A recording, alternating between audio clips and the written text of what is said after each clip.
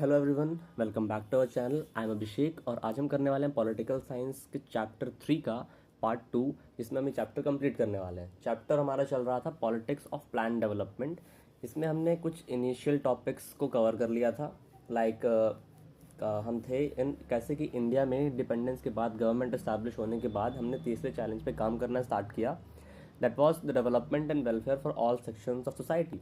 और हमने case study देखी थी अबाउट उड़ीसा कि कैसे वहाँ पे एक जो फॉरेन कंपनी थी उसको इन्वेस्टमेंट करना था, इन्वेस्टमेंट डेस्टिनेशन थी क्योंकि वहाँ पे अनटैप्ड आयरन ओर मिलते थे, बट वहाँ के लोगों ने रेजिस्ट किया वहाँ उस इस इन्वेस्टमेंट को, वहाँ पे कोई भी इंडस्ट्री लगने से, राइट। और एट लास्ट इन्हीं की बात सुनी जाएगी क्योंकि आफ्टर ऑल जो कि डिसीजन लिया जाएगा कोई भी इंडिया के डेवलपमेंट के लिए वो लोगों का डिसीजन होगा, बिकॉज इट्स डेमोक्रेसी। ठीक है। देन हमने देखा डेवलपमेंट कंसेप्ट के बारे में कि इट्स अ कंट्राडिक्टरी कंसेप्ट। किसी एक का डेवलपमेंट करोगे तो कुछ टाइम के लिए ही भले, लेकिन किसी दूसरे का इंटरेस्ट जो है वो हार्म होगा, राइट। देन हमने पॉलिटिकल कंटेस्टेशन देखे थे। देन आइडियाज ऑफ डेवलपमेंट क्या क्या थे, अपने पास दो आइडियाज़ थे। एक तो हो गया कि कैपिटलिज्म को अडॉप्ट कर लो, दूसरा होगा सोशलिज्म को अडॉप्ट कर लो। इंडिया में ज़्यादातर जो लोग थे वो सोशलिज्म की तरफ थे, बिकॉज उन्होंने कुछ सोशलिज्म, जब देखो इंडिया भी ज़्यादातर एक मतलब 80% लोग पॉवर्टी कह सकते हो लाइन के नीचे हैं। सो उनका रिकवर करना है, उनकी पॉवर्टी एलिविएशन करना है और सोशल जस्टिस प्रोवाइड करना है, क्योंकि एक तरह से भेदभाव ऊंच नीच बहुत ज़्यादा अपनी सोसाइटी में। तो जो सोशलिज्म है वो इक्वालिटी की बात करती है, इकोनॉमिक टर्म्स में भी और सोसाइटी के टर्म्स में भी। इसीलिए ज़्यादातर लोगों को सोशलिज्म में ज़्यादा भरोसा था, इंडिया में उसको ज़्यादा सपोर्ट था। इसीलिए इंडिया ने अडॉप्ट किया सोशलिस्ट मॉडल, बट ऐसा नहीं कैपिटलिस्ट मॉडल को एकदम पीछे रख दिया इंडिया ने, राइट। इंडिया ने मिक्स्ड इकोनॉमी के मॉडल को अडॉप्ट किया था, जिसमें 20% कैपिटलिज्म रहेगा, मतलब private industries, private firms and all, and 80% socialism रहेगा, मतलब गवर्नमेंट काम करेगी लोगों के लिए, उनके लिए वेलफेयर करेगी, वेलफेयर स्टेट बोलते हैं जिसको, राइट। देन हमने देखा था अबाउट द प्लानिंग कंसेंसस कैसा था कि एक इनिशियल आइडिया जो था वो बहुत पहले रखा गया था, ऐसा नहीं कुछ सडन प्लान था प्लानिंग का। देन प्लानिंग कमीशन बनाया जाता है जो कि एक एक्स्ट्रा कॉन्स्टिट्यूशनल बॉडी है इन 15 मार्च 1950। देन इसकी रूट्स कहाँ थी, 1944 बॉम्बे प्लान, जहाँ पे अपने इंडिया के बड़े इंडस्ट्रियलिस्ट मिलकर ये प्लान करते हैं कि इंडियन इकोनॉमी के डेवलपमेंट में इंडियन गवर्नमेंट का जो है एक डिसीजन मेकिंग पावर होनी चाहिए, ओके। इधर हमने अर्ली इनिशिएटिव्स देखे थे, फर्स्ट 5 ईयर प्लान के क्या पार्ट्स हो गए, plan budget, non plan budget. Then first 5 year plan में हमने बात की थी, जो कि इसके फर्स्ट जो ड्राफ्ट था उन्होंने उसको प्रिपेयर किया था के.एन. राज ने। देन कब आया थी, 1951 दिसंबर। उसके बाद हमने बात की थी अबाउट इट्स गोल, जो कि था कि पॉवर्टी एलिविएशन करना है, एग्रीकल्चर वगैरह पे और इरिगेशन पे, डैम्स वगैरह पे इन्वेस्ट करना है, क्योंकि एग्रीकल्चर सेक्टर जो है वो हार्डेस्ट हिट हुआ है because of partition. As well as India की जो इकोनॉमी है वो एग्रेरियन इकोनॉमी और मानसून डिपेंडेंट है। सो हमें इरिगेशन की फैसिलिटीज़, डैम्स वगैरह एंड ऑल बनाने पड़ेंगे इफ़, और ज़्यादातर पॉपुलेशन तक अपने डेवलपमेंट स्कीम्स के बेनिफिट्स पहुंचाने हैं, क्योंकि ज़्यादातर पॉपुलेशन ही एग्रीकल्चर कर रही है ना। 70% पॉपुलेशन अपनी गाँव वगैरह में रह रही है, इसलिए। देन से प्रॉब्लम्स क्या क्या आई, ह्यूज एलोकेशन करना पड़ा, डिस्प्लेसमेंट्स करने पड़े, लैंड डिस्ट्रीब्यूशन पैटर्न्स में बहुत सी प्रॉब्लम्स आई। और बेसिक एम थी कह सकते हो ये इस 5 ईयर प्लान की कि सेविंग्स बढ़ाना। सेविंग्स भी बढ़ी, बट धीरे धीरे हमने देखा है कि टाइम के साथ जो और 5 ईयर प्लान्स आए उसमें धीरे धीरे सेविंग एग्जॉस्ट हो गई, राइट। अब हमें देखना है इसमें about this second 5 year plan, okay. Second 5 year plan के बारे में देखते हैं। Second 5 year plan. So second 5 year plan के जो चीफ आर्किटेक्ट थे, एक देखो सेकेंड 5 ईयर प्लान को एक टीम ऑफ इकोनॉमिस्ट ने कह सकते हैं कि प्रिपेयर किया था। इसमें जो हेड थे वो थे पीसी महालनोबिस, सॉरी हाँ, महालनोबिस इसके वो थे, हेड थे। पीसी महालनोबिस के बारे में एक और इन्फॉर्मेशन पूछते सीयूटी में कि इन्होंने 1931 में इंडियन, वन सेकेंड, हाँ, इन्होंने 1931 में इंडियन स्टैटिस्टिकल यूनिट स्टार्ट किया था, ठीक है। नाउ अब हम आगे देखते हैं, पीसी महालनोबिस के चीफ आर्किटेक्ट हो गए। अब ये प्लान आया था इन 1956, जब फर्स्ट 5 ईयर प्लान खत्म हुआ था। इसकी ड्यूरेशन थी 1956 से 1961 तक की। अब हमने देखा था कि इन 1955 में कांग्रेस जो कि रूलिंग पार्टी है, कांग्रेस एक रेजोल्यूशन पास कर रही जिसमें वो लोग बता रहे हैं कि they had a goal of a socialist pattern of society. ठीक है, उनका गोल है सोशलिस्ट पैटर्न ऑफ सोसाइटी बनाना। और सोशलिस्ट पैटर्न ऑफ सोसाइटी में होता क्या है कि जो इंडस्ट्रीज होती हैं वो गवर्नमेंट की होती हैं। तो इसके तहत इस प्लान को ड्राफ्ट किया गया और इसमें मेजर एम रखा गया the quick and rapid transformation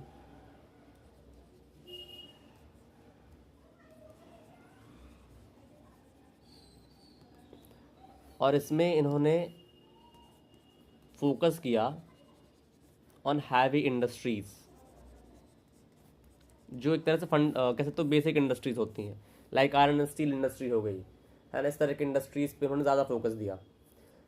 इसको हमने देख लिया कि टीम ऑफ इकोनॉमिस्ट ने इसको बनाया था, जिसमें पीसी महालनोबिस इनके लीडर हो गए। अब सेकंड 5 ईयर प्लान जो है ये रिफ्लेक्ट कर रहा था इसी गोल को, जहाँ पे उन्होंने हैवी इंडस्ट्रियलाइजेशन फोकस किया। अब था क्या कि 1 सेकेंड, हाँ, फर्स्ट 5 ईयर प्लान के बाद लोगों की थोड़ी बहुत सेविंग्स भी बढ़ चुकी थी, तो पब्लिक इंफ्रास्ट्रक्चर क्रिएट होगा, लोग उस पर खर्च करने के लिए भी तैयार होंगे, राइट। अब इसमें भी कुछ प्रॉब्लम्स आई, लेकिन तो प्रॉब्लम्स देख लेते हैं। प्रॉब्लम्स आई लाइक इंडिया, हमें मालूम है कि एक एग्रेरियन कंट्री है।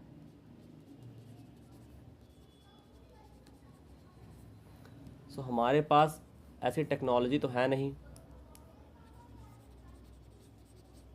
हर तरह की जो हैवी इंडस्ट्रीज़ में लगती है। सो हमें टेक्नोलॉजी को इम्पोर्ट करना पड़ रहा है। और अभी अभी इंडिया आज़ाद हुआ तो हमारे पास तो ना ज़्यादा कुछ पैसा है भी नहीं। सो इम्पोर्ट करने के लिए हमें अपना important foreign reserves, foreign exchange को यूज़ करना पड़ रहा है।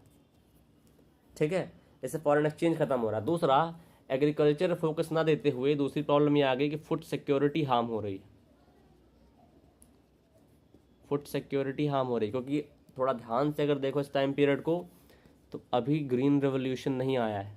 जो आज की इस तरह अपनी कंडीशन है उस तरह अभी कुछ नहीं हुआ। अपने पास ना फर्टिलाइज़र है, ना अच्छी तरह की सॉइल है, ना अच्छे इक्विपमेंट्स है, फार्मर्स अपने उतने ज़्यादा स्किल्ड है नहीं, ना उनके पास उतनी तरह से कह सकते हो इंफ्रास्ट्रक्चर प्रोवाइडेड है हर चीज़ का, इरीगेशन का and all. So food security भी इंश्योर्ड है नहीं।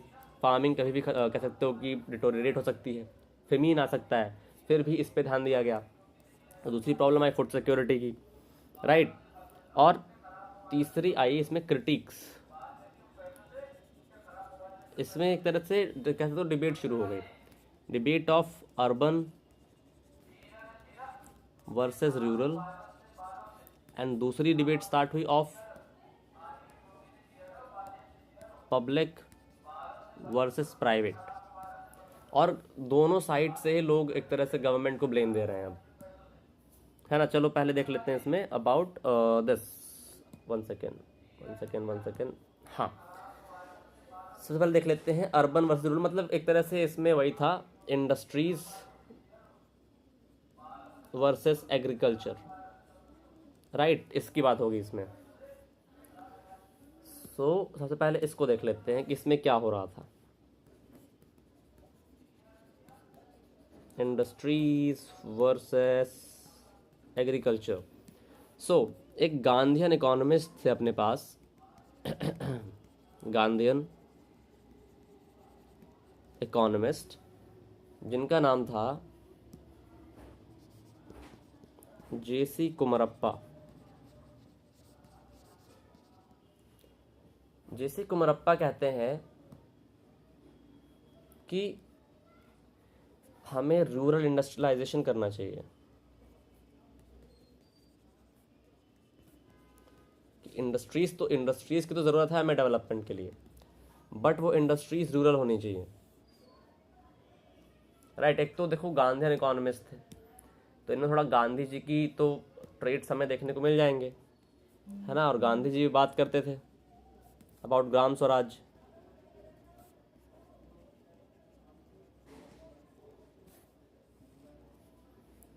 इसीलिए उन्होंने रूरल इंडस्ट्रियलाइजेशन फोकस किया। एक और एग्रीकल्चरल लीडर थे जिनका नाम था चौधरी चरण सिंह। ये कहते हैं कि कोई भी पॉलिसी अगर क्रिएट करनी है तो उसमें agriculture should be at the centre. Agriculture को उसमें बीच में रखो, एग्रीकल्चर के अराउंड हर चीज़, हर पॉलिसी इवॉल्व होनी चाहिए, ठीक है। ये सारी स्टेटमेंट्स याद रखनी है, ये पूछता है सीयूईटी में। ओके, नाउ इसमें अब कुछ और भी लोग थे जो अपने अपने पॉइंट्स रख रहे थे, उनको भी देख लेते हैं, है ना। जो मतलब कह सकते हो कि तुम एग्रीकल्चर के अगेंस्ट में कह रहे थे, अब ये तो दो हो गए एग्रीकल्चर के सपोर्ट वाले। अब कुछ कह रहे थे कि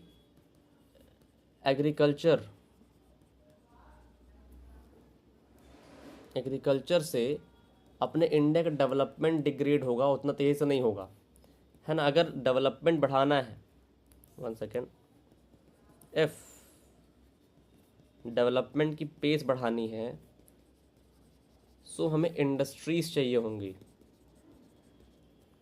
राइट। कुछ लोग ऐसा कह रहे थे, इफ हमें पॉवर्टी से बचना है, टू एस्केप फ्रॉम पॉवर्टी, तो हमें इंडस्ट्रीज चाहिए होंगी। नेक्स्ट, अब कुछ लोग कह रहे थे कि एग्रीकल्चर के लिए ऐसा नहीं, कुछ नहीं किया गया है, लॉज एंड रिफॉर्म्स तो आए हैं,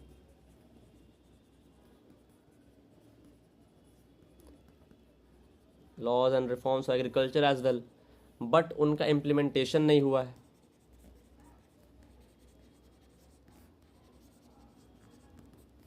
ना। इम्प्लीमेंटेशन वॉज नॉट गुड, तो उसमें गवर्नमेंट की कोई गलती है नहीं।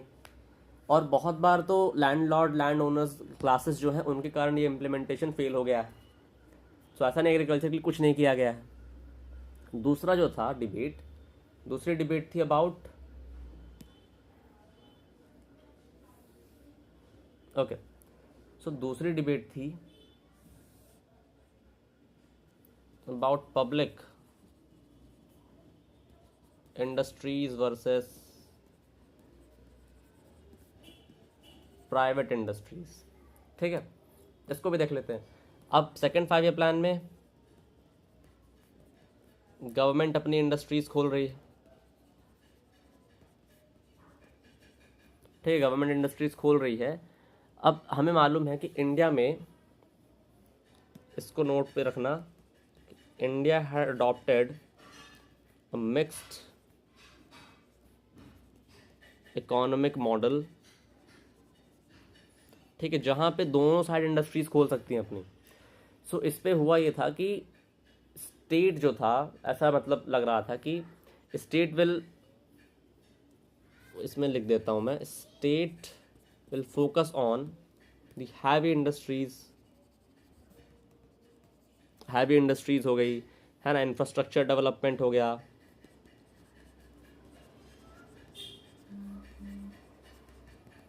इंफ्रास्ट्रक्चर डेवलपमेंट हो गया, राइट। इन सब चीज़ों पे ट्रेड रेगुलेशन हो गया,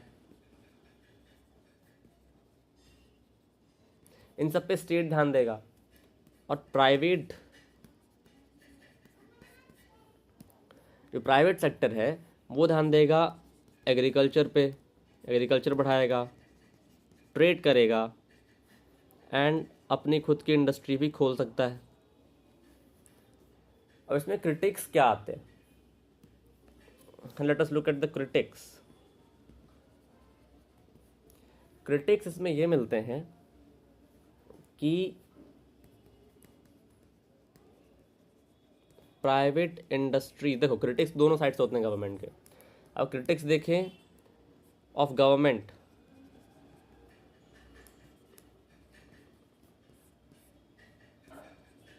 ये तो कह सकते हो स्टेट का, क्रिटिक्स ऑफ स्टेट इंडस्ट्रीज या फिर गवर्नमेंट इंडस्ट्रीज लिख दो। इसमें कहते हैं ये लोग कि प्राइवेट सेक्टर जो है उसको स्पेस नहीं मिल रहा है, ठीक है, private sector is not getting enough space. दूसरी चीज, इंपोर्ट को बंद कराकर इनका कंपटीशन खत्म कर दिया गया है। तो जब किसी चीज़ का कंपटीशन खत्म हो जाता है तो उसमें इनोवेशन खत्म हो जाती है, तो वही घिसी पिटी चीज़ रिपीट होती रहती है। दूसरा क्रिटिक ये आया, राइट। तीसरा, और हाँ, इंपोर्ट कैसे बंद किया गया था? इंपोर्ट बंद किया गया था for through a policy of protectionism. ये भी सेकंड 5 ईयर प्लान का ही एक पार्ट था कि प्रोटेक्शनिज्म करके अपने जो इंपोर्ट्स हैं वो बंद कर देंगे, जिससे इंडियन इंडस्ट्रीज को लॉस ना हो, उनका ग्रोथ हो जाए उनकी, है ना। देन लाइसेंसेस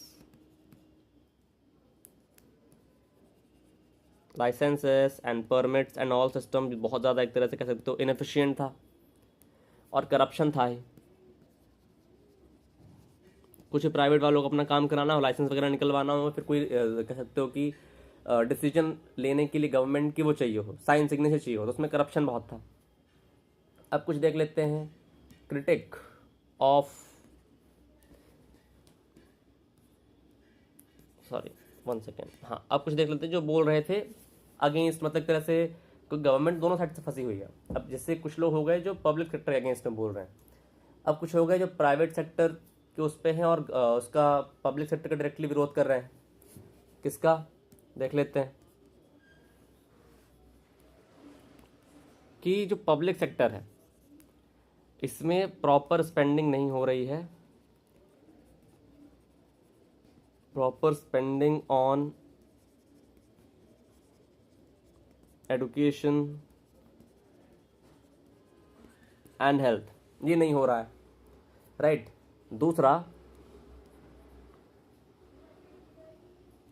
जो गवर्नमेंट सेक्टर है वो उन्हीं चीज़ों में इन्वेस्ट कर रहा है या फिर इंटरवेंशन कर रहा है जहां प्राइवेट सेक्टर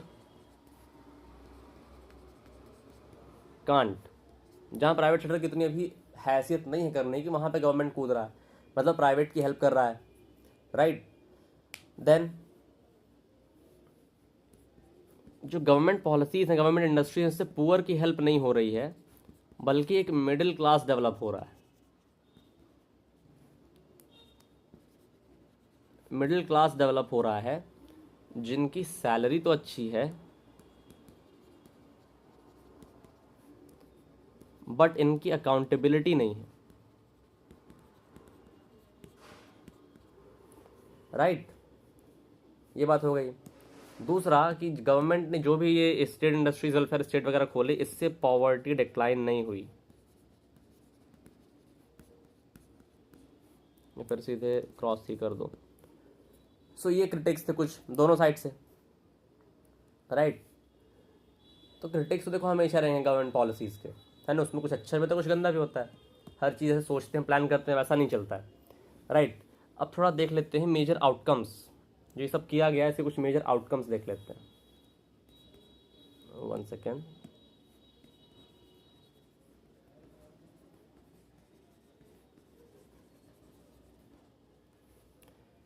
ठीक है।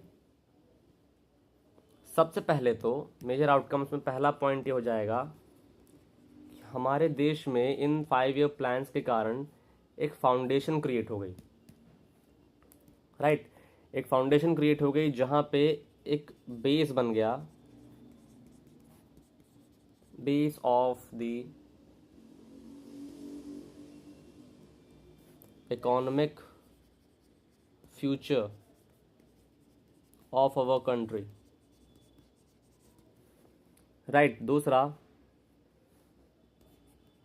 बहुत से लार्ज डेवलपमेंटल प्रोजेक्ट्स इस टाइम पे कैरी आउट किए गए, जिनको आज कैरी करने में बहुत टाइम लगता है, उस टाइम पे बहुत से करके ख़त्म कर दिए गए। जैसे डैम्स बनाए गए, बहुत सारे ज़रूरी जगहों पे डैम्स बनाए गए, राइट। और बहुत से, जैसे देखो डैम्स हो गया, देन स्टील प्लांट्स जो कि किसी भी इंडस्ट्री के बेस हो जाते हैं, ऑयल रिफाइनरीज, इसको मैं दूसरे कलर से लिख देता हूँ, थोड़ा हाईलाइट हो जाएंगे।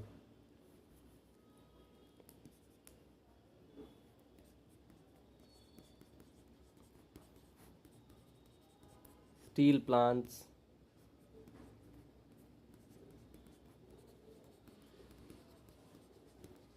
ऑयल रिफाइनरीज, है ना, मैन्युफैक्चरिंग यूनिट्स एट्सेट्रा, ये सब बनाया गया जो कि आज बहुत ज़्यादा एड कर रहा है अपने डेवलपमेंट को। दूसरा एक देख सकते हैं इसमें हम लोग, लैंड रिफॉर्म्स लेके आए गए,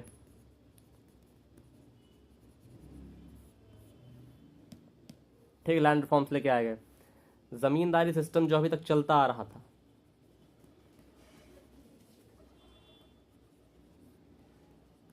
ज़मींदारी सिस्टम को अबॉलिश किया गया, राइट, क्योंकि बहुत ज़्यादा ख़राब सिस्टम था ये, इसको अबॉलिश किया जाता है, राइट। अब इसमें एग्रीकल्चर वगैरह बढ़ रहा है और इसमें जो किसी एक पावरफुल आदमी का डोमिनेशन है वो ख़त्म हो रहा है। बहुत से स्मॉल लैंड्स जहाँ पे मशीनरी का यूज़ करना एग्रीकल्चर के लिए मुश्किल है, उनको मर्ज करके बड़ा लैंड बनाया गया, राइट। दूसरा, लैंड सीलिंग लगाई गई ऑन वन पर्सन, कि उसके पास कुछ लिमिटेड ही ज़मीन हो सकती है, उससे ज़्यादा नहीं हो सकती है। इसको हालांकि ईजिली इवेट कर लिया गया बहुत से लूप होल्स से, जैसे बहुत लोगों ने अपनी ज़मीन अपने, कह सकते हो कि पत्नियों के नाम कर दी, अपने किसी और रिश्तेदार के नाम कर दी, अपने नौकर के नाम कर दी, राइट। लेकिन उनको मालूम नहीं होता था, क्योंकि उनको इतनी नॉलेज नहीं थी, इतना उनके पास वो, कह सकते हो कि अवेयर नहीं थे वो लोग, राइट। और पीजेंट्स के लिए लीगल सिक्योरिटी आई, कि उन्हें कोई ऐसे, मतलब कह सकते हो कि ईजिली एविक्ट नहीं कर सकता है, legal security against eviction.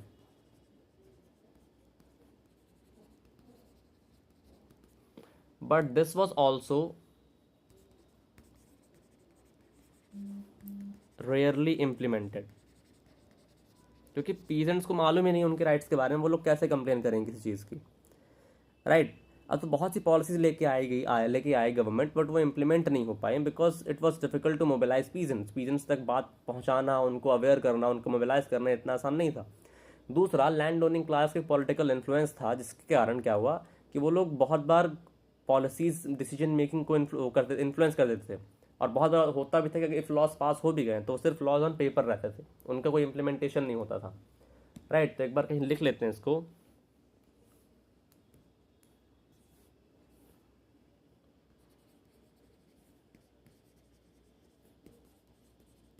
why these policies lack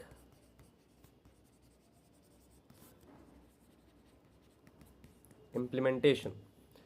सो इस पे ये रहेगा कि बहुत बार होता क्या था कि पीजेंट्स मोबिलाइजेशन कराना मुश्किल था,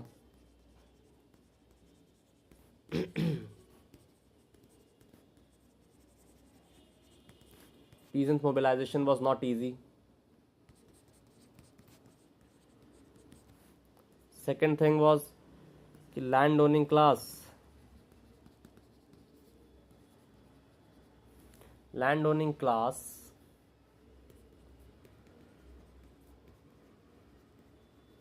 influenced policies if these become laws, they remain on paper, उनमें कोई एक्चुअल इम्प्लीमेंटेशन नहीं होता था, ठीक है। ये सब हो गया ना। अब दो हो गए हमारे, अब एक तीसरा देखते हैं। तीसरा आउटकम क्या था? तीसरा outcome was the green revolution.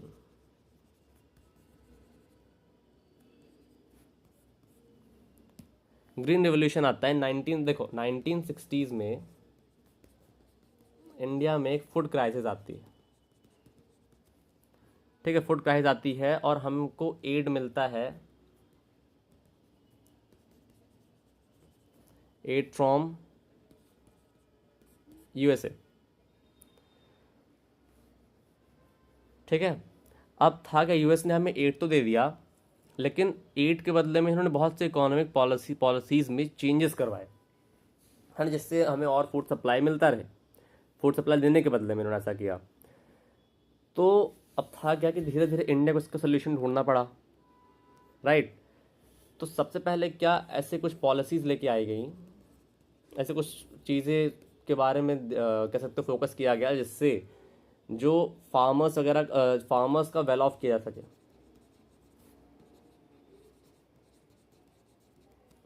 Right. और इसमें बहुत सी नई चीज़ें इंट्रोड्यूस हुई, like one second, okay, like H Y V seeds आई, फर्टिलाइजर्स, पेस्टिसाइड्स, उनको इरिगेशन प्रोवाइड किया गया, और उनको प्रोड्यूस जो थी उनको एक फिक्स प्राइस पे लेने की सरकार ने गारंटी दे दी। Fix price guaranteed by government, जिससे उनका प्रोडक्शन बढ़े, plus they also subsidised the prices. So ये सब किया गया। और एक तरह की स्पेशल वैरायटी ऑफ सीड्स जो थी वो कहते तो फिलीपींस से आई थी और मैक्सिको से आई थी। वह मैक्सिको से वीट की और फिलीपींस से आई थी राइस की, राइट। सो इन सब चीज़ों से सक्सेसफुल होता है अपना ग्रीन रेवोल्यूशन। ग्रीन रेवोल्यूशन जिसमें अब ईजिली प्रोडक्शन हो रहा था। अच्छा, ग्रीन रेवोल्यूशन में कुछ लूप होल्स हैं, लाइक सिर्फ डेवलप्ड एरियाज, फिर जहाँ से पहले से इरीगेशनल फैसिलिटीज़ अवेलेबल थी वहाँ पे इसको इनिशियली इंप्लीमेंट किया गया, पंजाब, हरियाणा, वेस्टर्न उत्तर प्रदेश वाले रीजन में। इसलिए हमें बहुत ज़्यादा फार्मर्स में एक डिस्पैरिटी देखने को मिलती है। लाइक उड़ीसा का फार्मर हो गया, वेस्ट बंगाल का फार्मर हो गया, वो उतना ज़्यादा प्रोडक्टिव कह सकते हो लेबर नहीं दे पा रहे जितना पंजाब और हरियाणा वाले दे रहे हैं। तो वो लोग मतलब एक तरह से कह सकते हो अपनी प्रोड्यूस बेच के रईस हो गए, रिच हो गए, बट बाकी जो है फार्मर्स पुअर ही रह गए। तो एक पोलराइजेशन हो गया मनी का, फार्मर्स का। तो इसके भी कुछ लूप होल्स हैं, बट उसको बाद में देखेंगे। नाउ कुछ देख ही लेते हैं, कुछ बेनिफिट्स देखते हैं ग्रीन रेवोल्यूशन के। बेनिफिट्स ये थे कि रिच पीजेंट जो थे वो रिच होने लगे, है ना। यहाँ पे बेनिफिट्स लिख देता हूँ कहीं पे।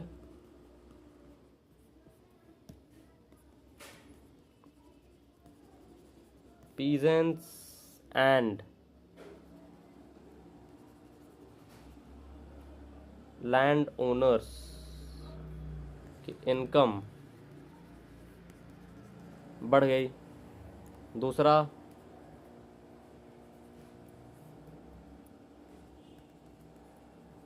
एग्रीकल्चरल ग्रोथ हुई।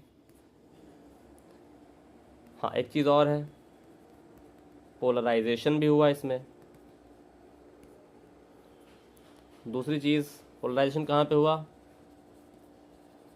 Punjab, Haryana, western UP. दूसरा, लेफ्ट विंग ऑर्गेनाइजेशन। फिर यहाँ बेनिफिट्स मत लिखो, इसको कॉन्सिक्वेंसेस लिख सकते हो, ज़्यादा बेटर वर्ड है।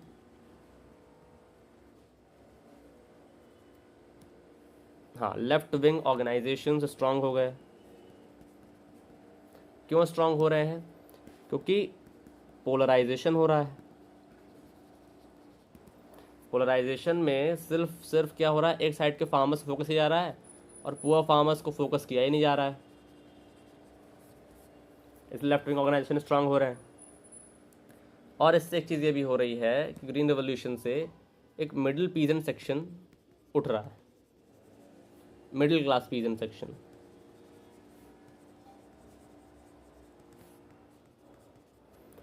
ठीक है, तो ग्रीन रेवोल्यूशन में इतना था। नाउ चौथा हमारा पॉइंट है, चौथा नीचे कर लेते हैं, चलो। चौथा पॉइंट इज अबाउट, ज़्यादा ही बड़ा हो गया। Now so fourth point is about the later developments. बाद में कौन कौन से डेवलपमेंट्स हो रहे हैं, ठीक है। लेटेस्ट डेवलपमेंट्स में हाँ मतलब है आफ्टर 19 कहते हो 56-61 उसके बाद क्या क्या हो रहा है, सेकंड 5 ईयर प्लान के बाद क्या हो रहा है। ठीक है, सो हम देखते हैं कि इन 1964 सॉरी हाँ नेहरूज डेथ इन 1964। तो कोई स्ट्रांग लीडर खत्म हुआ किसी कंट्री का, तो बहुत सारे लोग अभी सोचने लगे कि इसके अलावा कोई और स्ट्रांग लीडर बचा ही नहीं है इंडिया में, तो इंडिया अब टूट जाएगा। तो बहुत सी डिफिकल्टीज जिनको हम आगे डील करने वाले हैं, और इन डिफिकल्टीज को सॉल्व करने आती हैं then Indira Gandhi.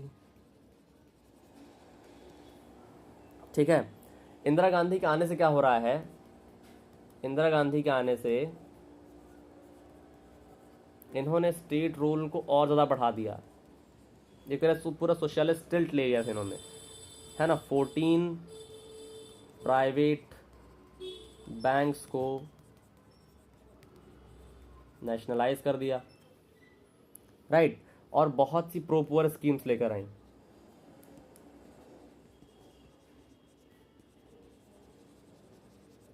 Pro poor schemes, right, जो कि हीटेड डिबेट बन गया कि इंडिया क्या इसी तरह का न्यूट्रल है, क्योंकि इंडिया अपने आप को क्लेम करता है कि न्यूट्रल है, वो ना सोशलिस्ट है ना कह सकते हो सोशल, ना उसका जो टिल्ट है वो सोशलिज्म की तरफ है ना कैपिटलिज्म की तरफ है।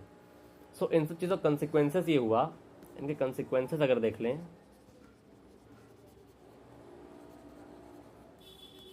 कंसिक्वेंसेस ये हुए कि स्टेट का जो रोल था वो डिक्लाइन होने लगा, क्योंकि हर जगह स्टेट अपनी नाक घुसेड़ रहा है। देन इनकी जो प्लानिंग्स थी उनकी प्रोमिनेंस गिर गई, अब लोग उतना ध्यान नहीं दे रहे इनकी प्लानिंग में। जिस तरह जिस एक्साइटमेंट से लोग इसको इनिशियली देखते थे, first 5 year plan, second 5 year plan, third 5 year plan, उस तरह इस पर कोई ध्यान नहीं दे रहा है, राइट। 1950 से 1980 के बीच में इंडिया का जो ग्रोथ रेट था दैट वाज मेयरली 3 to 3.5%, है ना। एक स्लगिश इकोनॉमिक ग्रोथ रेट, बहुत धीरे इंडिया की इकोनॉमी ग्रो हो रही है। अब बहुत चैलेंजेस भी है, उसको भी हम डील करेंगे कि ऐसा क्यों हो रहा था ना। अब क्योंकि हर चीज़ गवर्नमेंट की है, तो गवर्नमेंट की हर चीज़ रहने पे वो अच्छे से मैनेज नहीं हुई, तो उसमें इनएफिशिएंसी एंड करप्शन ये भी बढ़ेगा। तो पॉलिसी मेकिंग में देखो एक तरह से इनका फिर पॉलिसी मेकिंग जो थी स्टेट की, उसमें पब्लिक फेथ जो था वो गिर गया, पब्लिक फेथ खत्म हो गया लोगों का पॉलिसी मेकिंग से 1980s में, 1980s तक आते आते। 1 सेकेंड, हाँ, तो लोगों ने गवर्नमेंट के काम में, किसी भी काम में ज़्यादा ध्यान देना, जैसे हम आज देखो ना, आज कोई इतना ध्यान नहीं दे रहा गवर्नमेंट क्या रोल रहे थे, क्या अच्छे एक्शंस कर रहे हैं, क्या बुरे एक्शंस कर रहे हैं, किसी को कोई मतलब ज़्यादा होता नहीं है, अनलेस जब कोई पढ़ा लिखा आदमी हो जो ध्यान देता, जो पॉलिटिक्स वगैरह पे अवेयर रहता हो, राइट। तो ऐसा हो गया धीरे धीरे। तो ये था हमारा पूरा chapter politics of plan development, है ना। ये पूरे शॉर्ट नोट्स काम आ जाएंगे पढ़ने के लिए, इनको तुम चाहो तो लिख सकते हो कहीं पे, राइट। तो हमारा चैप्टर कंप्लीट हो गया, अगली क्लास में हम ट्राई करते हैं कि बुक 1 का पहला चैप्टर खत्म कर दें, राइट। सो मिलते हैं अगली क्लास में, टेक केयर।